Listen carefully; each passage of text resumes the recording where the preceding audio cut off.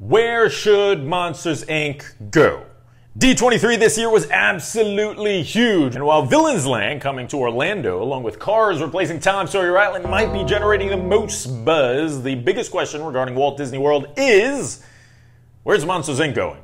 At D23, Park Chairman Josh D'Amaro dropped the bombshell that a suspended roller coaster themed to the famous Doors scene in Monsters, Inc. was finally coming to fruition, and it would be headed to Hollywood Studios. And not only would we be getting a ride, but an entire area themed to Monstropolis, the city from the famous Pixar film. And after a night of excitement and anticipation, many began to realize that a location within Hollywood Studios was not confirmed, which of course led to widespread speculation.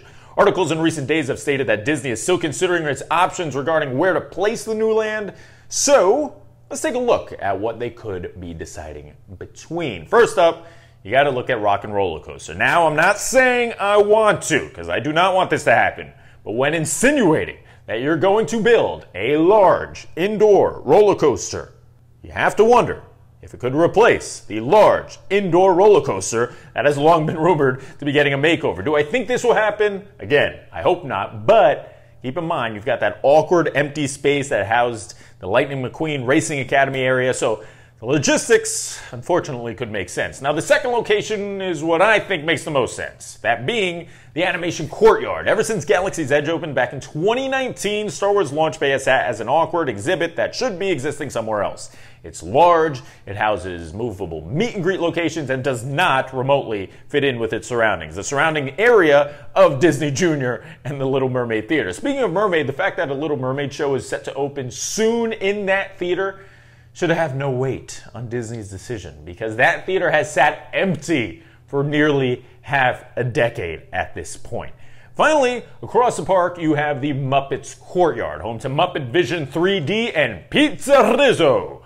When looking at the renderings again, there are parts to make it look like the Muppets might indeed be the victim in all of this, but again, Disney is allegedly still in the planning phase on where to proceed with their plans. It's worth noting that putting Monsters, Inc. on that side of the park could potentially eliminate Star Tours as well, but that's not a guarantee. The Muppets Courtyard already has a city setting, so converting it to Monstropolis would be slightly cheaper, I'd assume. And the park could build out towards the cast parking lot if needing to extend the area. Obviously, Muppet fans are desperately trying to keep the area alive by expressing their displeasure on social media, rightfully so.